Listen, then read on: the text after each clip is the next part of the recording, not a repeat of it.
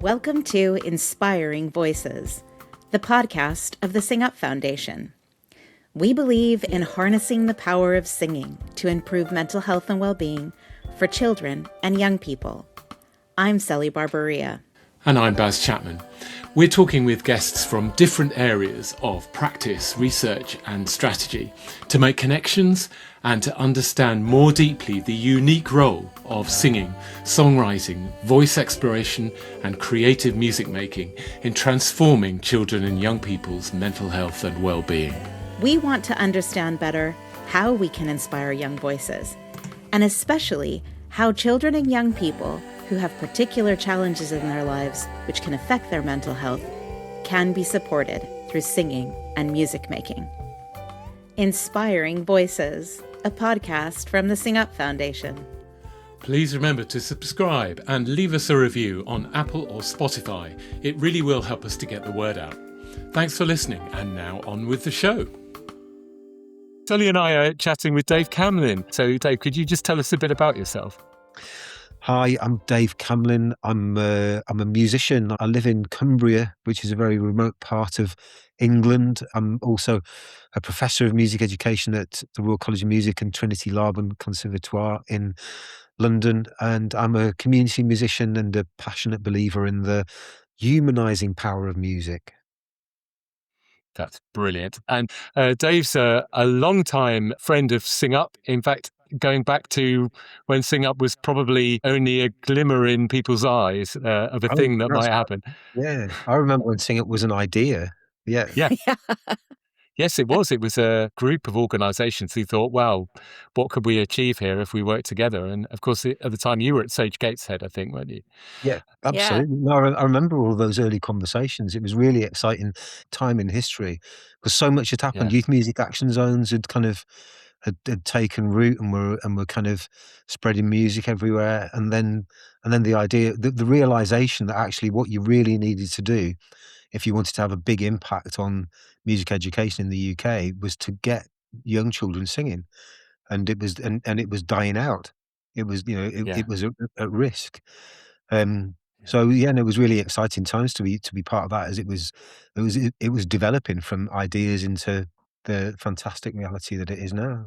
Yeah. And how interesting that it's still, the philosophy I think is still there, that getting young people singing is at the core of this. If that is natural and normal, so much can come from that.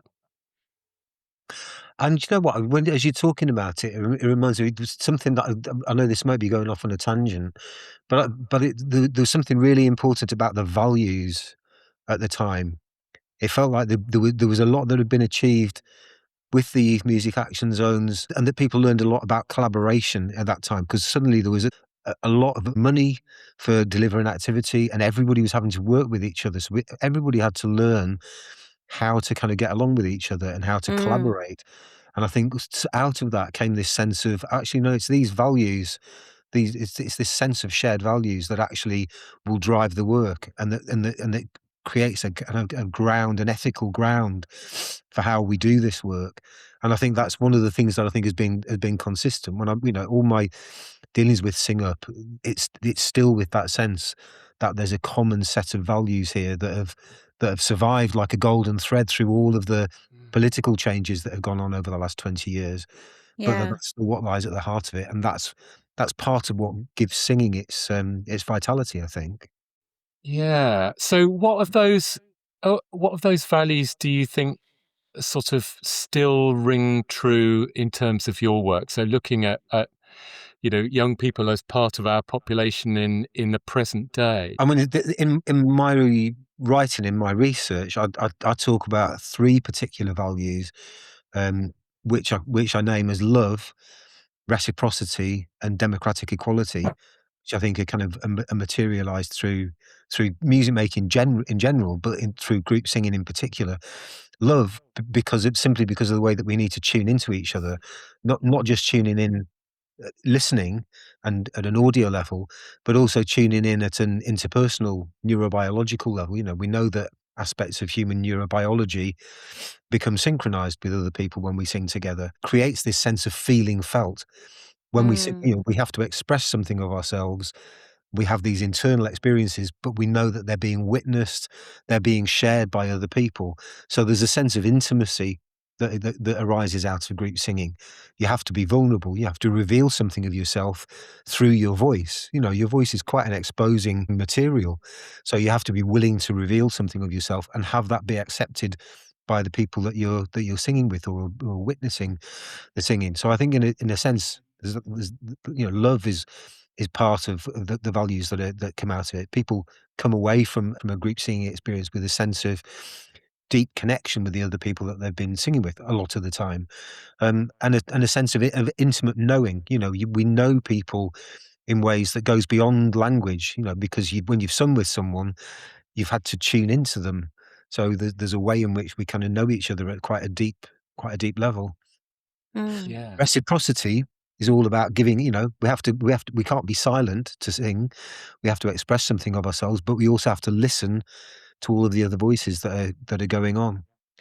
And the other value that I think is important is democratic equality, by which I mean that sense of doing something together with other people where everybody has a different starting position. Where we may have more or less experience than other people, but for us to achieve something together means we have to work out a way of getting to the goal with everybody still involved. And I think singing is one of those ways that is really, really good for that, especially with children and young people, because it's something that everybody can be involved in at the level that you want to be involved in. But I think crucially, one of the things that comes off that is that then people have this experience that it is possible to create amazing things with people who are different to you, who may have more or less experience than you. And that's really what democratic equality is about, that we all have different starting positions and experiences, but together we can achieve more than we can on our own. Yeah. I can picture that quite straightforwardly in terms of the sort of the original core purpose of Sing Up, which was to get singing happening for all young people in schools on a regular, ideally daily basis, and that we would arm them with great songs and that opportunity to create music together. But it's interesting what you say about the use of the voice being a very potentially exposing thing. And I suppose that the nub of what the foundation is now exploring is around this thing about what do you do with young people who are in a not such a good place, and that for whom that exposure could be actually terrifying or possibly even damaging. And yet we know that that use of the voice can actually almost kind of go back to them finding their voice, I guess. Do you know That's what a I mean? that's a great question. I'd in like some early research that I did, like this going back to 2018, but on a project that we'd done in 2016. This came out of some of the discussions. It had come off the back of a project that was group singing on mountaintops, where people were talking about, the experience of losing yourself in the harmony on tops of mountains. But one of the things that came out of some of the focus group discussions there was to do with this sense of intimacy, that it creates a space where you can feel intimately connected with other people, but that you have some degree of control over how much of yourself you give into that moment. So you can you and I think when I talk about this with people, I realise that I think it rings true, that in a singing situation, you can decide how much you want to just really open your heart to the singing. So and you can actually pull back a little bit from there as well. You can still be a completely vital part of it, but you can choose to just energetically keep yourself a little bit more reserved, but without it really affecting the sound quality. You can still feel part of the thing.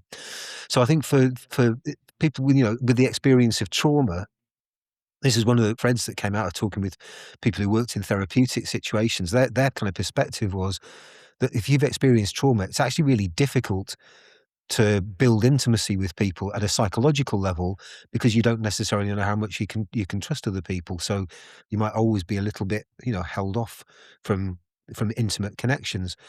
Whereas what occurs in group singing, it gives you the opportunity to play, I think, with that level of energetic connection to other people at a level that's comfortable for you. So, so if you're part of a group singing activity, there's an option for you to kind of be able to just take tentative steps energetically. I think that's the key, energetically into this sense of feeling intimately connected with other people. And if it doesn't feel comfortable, you don't have to do it, and it doesn't alter the quality of the experience for people. And I thought that was a really interesting way of talking about how they described it as safe danger. They said it's like a kind of safe danger. You can choose how much you commit yourself into the group singing. Yeah. Another project that we did we were trying to understand whether singing in virtual reality could be as effective as singing in face to face, and we kind of thought, well, actually, it will be different because you're not going to have the same sense of this interpersonal neurobiological connection because you're not interacting with other bodies in the space. You're interacting with digital images, digital sounds. Where my initial thoughts, virtual singing is never going to be as good as singing in real life. And then after this project, I realized, oh, actually, no, there's a way in which this might be really, really useful. If you have social anxiety, if you've experienced trauma, then singing in virtual reality might be a really good way of beginning to experience what might it feel like to be in these moments of intimate connection with other people in a singing situation, and then be a gateway into being able to sing in a group. And one of the things we have been talking a lot about too is, especially with young people who are not there, who aren't engaging, how do you get them there? If we're talking about kind of creating a project where we want them to be able to experience that intimate connection or to be able to experience the control of creating that intimate connection and how much energy they want to give to it, but how do we get them there? Because that's one of the kind of deep challenges, right? We don't want to overtly talk about this is going to help your Yeah, mental health because that yeah. might turn people off. Some people might just be turned off by the fact that it's singing, especially young people, It's a even if great it's online. That's a great question, Sally, and two thoughts occurred to me. And I think the first one was actually it's rather than thinking about getting people there, I'd approach it from the other way of of actually where are they, Yeah. rather than and actually meet them where they are, whatever that might be. But again, in my experience, it's about looking for the tiny little inklings of things that might give you a way in. So people might say, "No, I don't like singing," but they might, they might write lyrics of things. They might scribble down ideas. They might have song ideas, and I think working with people over time as trust builds up, then as an educator, if you're sensitive to where people are coming from, then you can start to tune into what actually does motivate them. I've ended up working with people in genres of music that are way outside of my comfort zone. They're not things I'd normally listen to. But you know that actually, if we're going to work together, this isn't about me expecting you to come where I am. Yeah. It's about me understanding your world and what music means in your world. And how do I meet you where you are and explore where we might go from there. We Yeah. used to talk about, didn't we used to always, in early Sing Up days, we used to talk about how do we sneak in the singing? Yeah. Yeah. The other thing your question made me think of as well, actually, is the thing that we don't often talk about, which is that singing can sometimes be experienced as an act of symbolic violence. If you're not part of the singing, because singing forms these bonds really quickly, it's good, the icebreaker effect and all of this. It's a really quick way of people to feel connected and feel a sense of cohesion with the group. If you're not in that group, it can feel very excluding. It's really easy to get evangelical about it, and because it moves us so Yeah. strongly that we just want everybody to have a slice of it.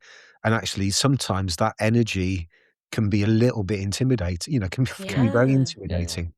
Yeah, So that's really interesting. Yeah. So just looking at that from the perspective of the education system, I can certainly see how perhaps, in maybe a community setting, you've potentially got a setup where you can adapt to the young people that you've got in a school where you've got curriculum to deliver mental health challenges. Where does this kind of magical singing activity happen?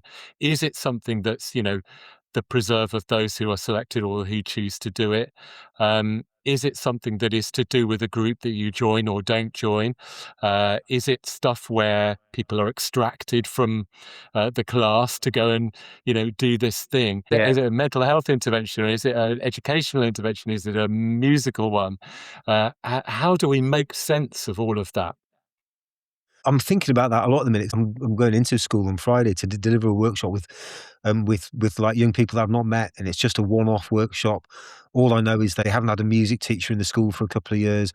They had a music project last year, and lots of the students really engaged with it, but they've not had a lot of experience. So I'm going in kind of thinking, okay, what structures do we put in place to make this really accessible for people, but also that can build into something that people are going to have a really great time with as well. I think the key to that is about culture. The ecosystem that people are working in. I think I think these things evolve over time. I don't think cultures of music making happen instantly. I think they take a little while to evolve, and it needs buy-in from everybody in the school really. For me, it comes down to an understanding of music in a slightly different way. We tend to assume that music is about performance, that that's what we're doing music for, is to be able to get to a standard where we're going to stand on a stage and perform it for other people. And I think that's because in Western societies we've become used to the idea that that's what music is. But I think for the entire history of our species, which is at least 230,000 years, music has been the thing that we've used to help us bond as communities. So, at one end of the continuum, we can think of music as the performance of musical works, and that's very much what we might call the aesthetic traditions. The other end of that continuum is, I think, what we'd identify as the participatory traditions. And in those traditions, it's about the performance of relationships. So in a school setting, for me, where that really works really effectively in a school is where what the school want from music is a way of the school being able to perform the relationships that exist within the school. Because then that extends to everybody in the school. It's not about who are the performers, it's about who is our community. And you wouldn't want anybody to be excluded from your community. So I think when you start thinking about it from that perspective, then you immediately start thinking about, okay, so how can what do we do to make this more inclusive? Some of the most influential, experiences I've had have been in more participatory contexts, where there's a real expectation that if you stand on the side and watch us do this, we're going to feel really weird, because this is meant to be, everyone's meant to be joining in, and if you're just going to stand there and watch us, it's going to feel odd. So we want you to join in, and actually sometimes we're going to drag you in here because you're making us feel uncomfortable because you're not involved. And I think when there's a culture, an expectation that this is about us, it's about everybody here doing something together that is about celebrating our collective identity, then we find ways to make that accessible. Sometimes it's about, I think in participatory traditions, the musical characteristics are often quite different. Thomas Chirino makes this point that often the musical characteristics are repeated forms, so loops of things that go around, because you can listen to the loop a couple of times and then okay, I can do that, and it's just going to repeat, so I can get involved with that. So I think whereas with more performative music, there are variations in the music because that's designed to appeal to a listener's interests. So I think with participatory traditions, it's about thinking, okay, how do we make loops of things that make it easy enough to join in with? And then from there, how do we build on those loops, ostinato, whatever we want to call them, to give people opportunities to create, to create embellishments, to Tom Torino calls them elaboration roles. So within participatory music, there are core roles that are simple enough for everybody to join in with, and there are elaboration roles where people can demonstrate virtuosity, and there might be more complex rhythmic roles to play as well. So for me, it's thinking about what participatory characteristics can we bring to music making that will make it easier for people to feel like they can join in without being judged or feeling like they don't make a fool of themselves? That really, well, I have two things. I was going to ask a question, but what you're talking about really reminds me of a really early Sing Up experience for me, which was you guys with Mouthful. Um, and I think it was you and Sharon running a thing where we were playing that like 80s pop ballad game you guys always play. And you did exactly that, where like the whole group was doing something repetitive, but then it gave space for people who could find kind of the 80s riffs that they would add in, and then everybody would start singing that new song. I can't remember what you guys used to call that, but it was just exactly what you're describing. We've called that a few things over the years. We sometimes call it karaoke. We it's a game we played when we were like having to travel long distances when we were touring, and the game was you just have to keep it going until you get, for as long as you possibly can till you get to the destination, either with, keeping the same riff or jumping in with something that's connected somehow. One of the things that you really made me think about when you were just talking is how different does that look in a primary school and a secondary school? Because obviously, that environment changes, right? That some of Yeah. these things are Yeah. easier to do with younger people than they are to do with that difficult age of Yeah. adolescence. Great. I'll just give you the answer to this now, Sally. I'll just solve the whole of music education in sentences. I don't have answers to that. I think it's really complex. Yeah. It's really complex. I think one of the crucial things that happens around that time of like transition, around 11, 12, is people are working on their identities.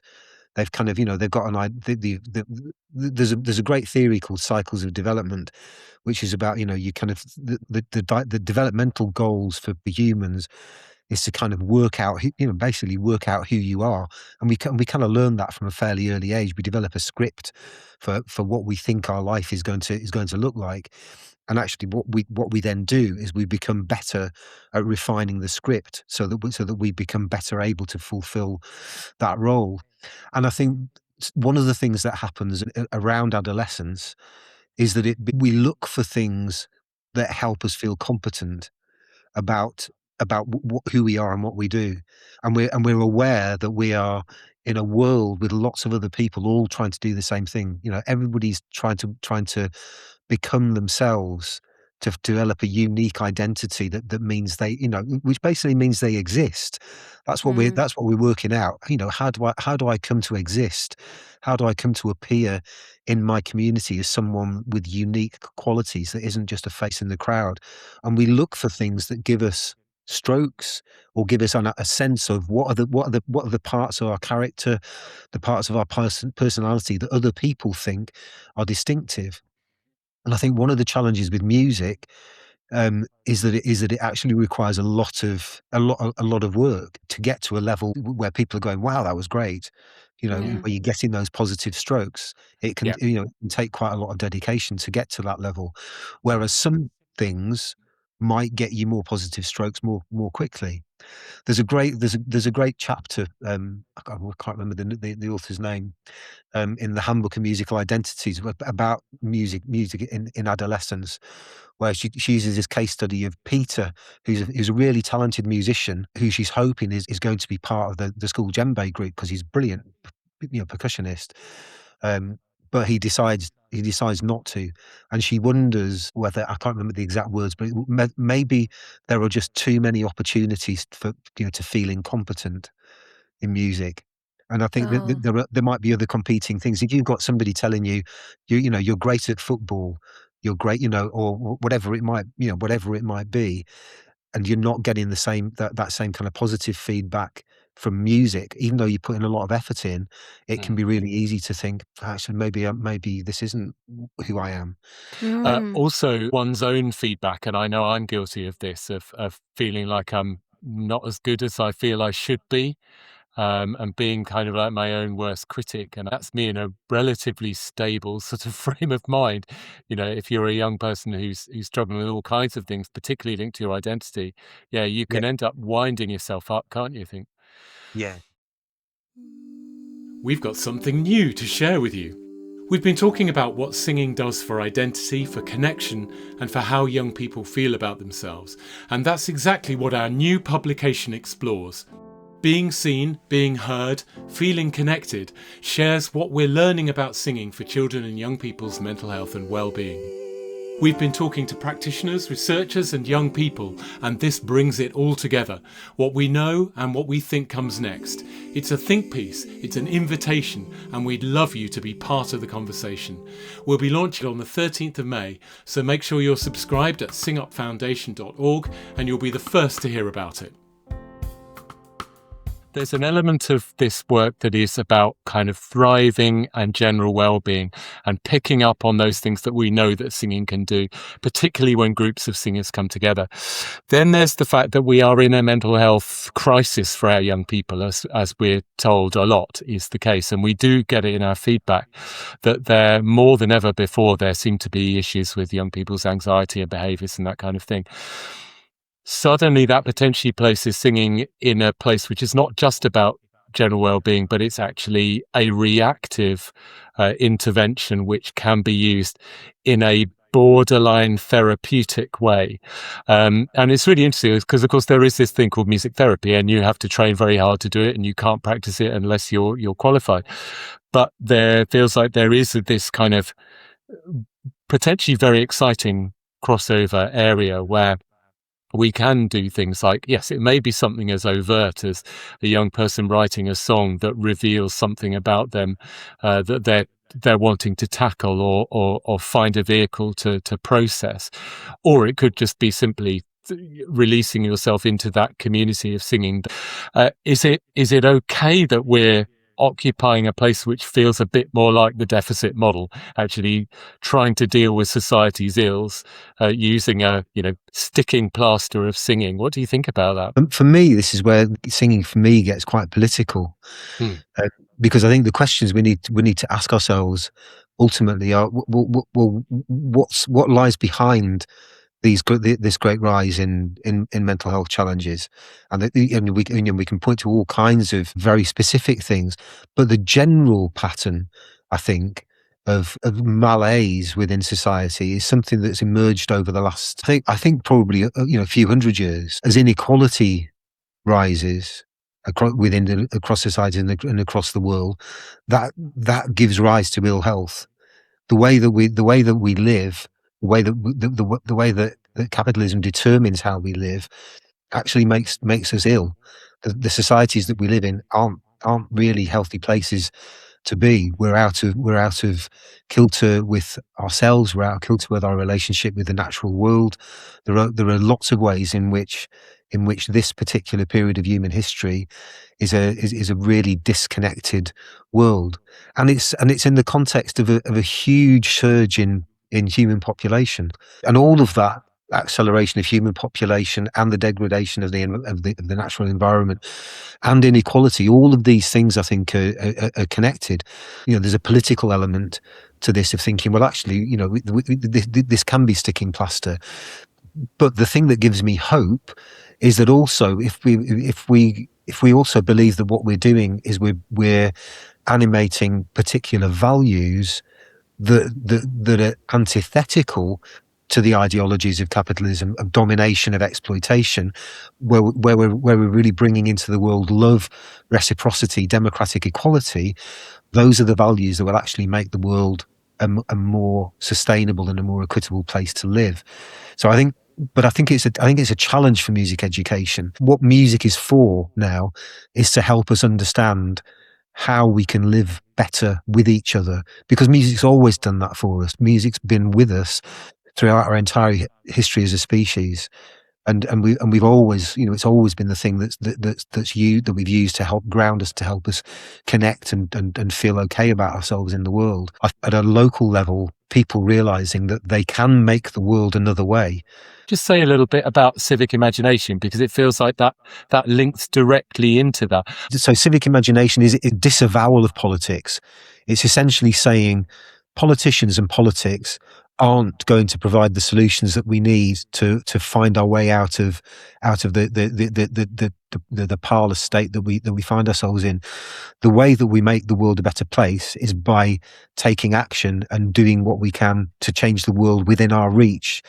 Not necessarily thinking that we can change the world, but knowing confidently that we can change the world within our reach. And I think music making, singing, gives us an opportunity not just to imagine what that might be like, but to experience what a world that is driven by love, reciprocity, and democratic equality might feel like. I think that's why group singing appeals to the people that it does. Why it's so popular is because people know when we're in those great group singing moments, we're being the best humans that we can be. I think that's part of what the sense is that, this is what it means to be fully human. We're connecting with each other. We're giving something of ourselves. We're seeing other people for who they are. We're achieving something together. We constantly are able to imagine what a better world might look like within the musical moment, within the harmony, within the song. And presumably that has been what your research over the years has shown you, that it is capable of doing those things. What the participants in the research have told me consistently, and the thing that comes out most consistently in the research that I've done is people's experience of what gets referred to in the literature as magic moments. These moments where time feels like it stands still, a bit like flow experiences, or where it feels like one of the respondents in the research project said, "I could feel my precious sense of self drifting away on a wave of harmony." Oh, It's that, Whoa! Frame that. But I think everybody knows that. Everybody that's been in a group in this situation knows what that's like, to feel that you make this amazing sound between all of you, and it isn't something you could do on your own, and it just feels really it puts shivers down your back and sets you a tingle. And I think it's in those moments when we have a sense of, oh no, this is what it means to be alive. This is what it means to be human, to create these kind of experiences, and to use them as a resource to help us face the challenges of the world that we presently live in. We sometimes also talk, related to that, we talk about how singing can be a mindful activity, in that way, that when you're singing, you're listening, you're producing the sound, you're trying it, and you can't think about all of the other mental noise around you.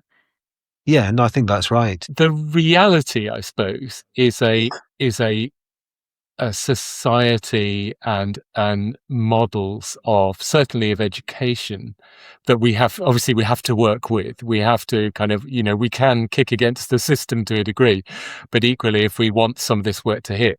And I think this is a really interesting thing for Sing Up Foundation. And interestingly, at the recent conference of music education hubs, a really strong sense of better connection with things like public health services and a greater sense of responsibility around our young people and trying to help.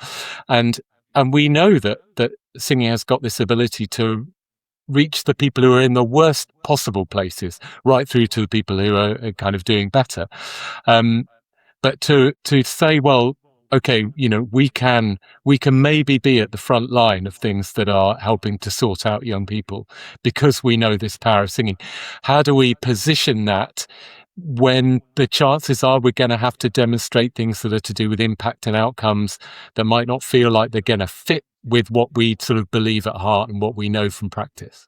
It's a really good question. I think I felt this all the way through my career, actually, is that so these agendas, the social impact agendas that have come along and created things like the youth music, the action zones and Sing Up in the first place. They're all political initiatives that they're serving political ends.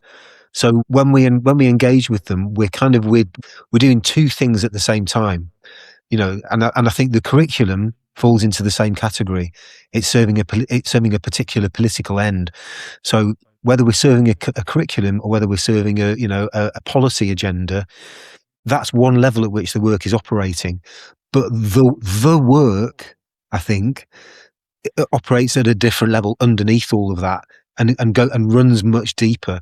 And the work in inverted commas is what humans have been doing for the entire history of our species. That there's a deeper current of humanity that runs beneath that. And I think when we're doing the work, it's with those two things in mind.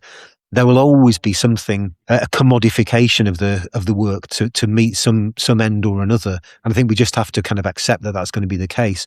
But what we also need to do is not lose sight of the fact that that's not why we're doing it.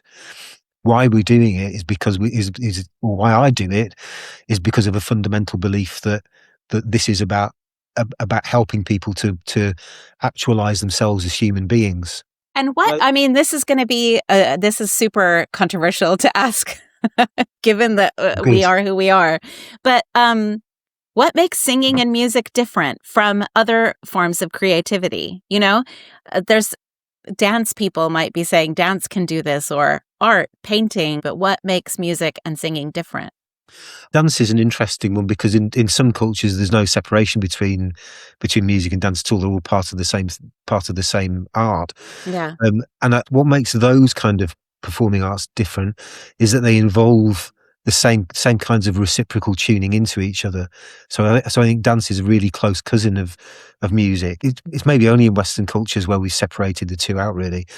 But I think they both involve the same thing of having to be in tune with your own body and what it can do to be able to produce particular moves or actions, and for those to then tune into other people. So there's a way in which synchronizing our voices, synchronizing our bodies to work in harmoniously with other people. That's unique to the species. And I say this to people when I'm doing singing, with people who haven't sung before. If we just sing a note and we all sing the same note, what we're vibrating our vocal folds at exactly the same frequency to be able to produce what we've just done, and we take it for granted. But and we know as well that it's not just sound that becomes synchronized when we're making music. That synchronization of sound is entangled with the way that our neurobiology becomes entangled with other people's as well. That's, for me, is what I think the future, a more hopeful future, looks like, is communities of people who have a deep sense of local connection to their immediate community, and where singing is a part of how those bonds are made. Right, fantastic. Before we finish, do you want to tell us about your book?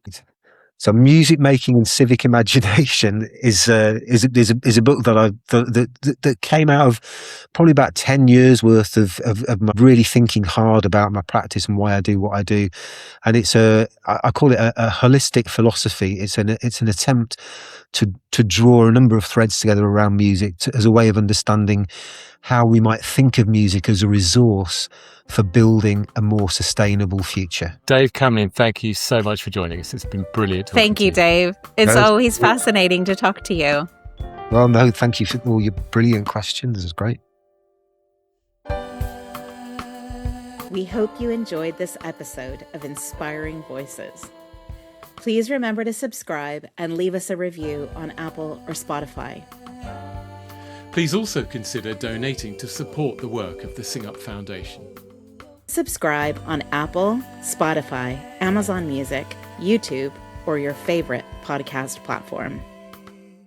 Videos of each episode are also available on the Sing Up Foundation YouTube channel.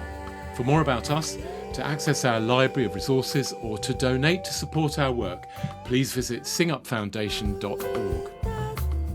Many thanks to Becky Owen and the Refuge for our beautiful podcast music, specially arranged by Becky and adapted from their song, An Enemy.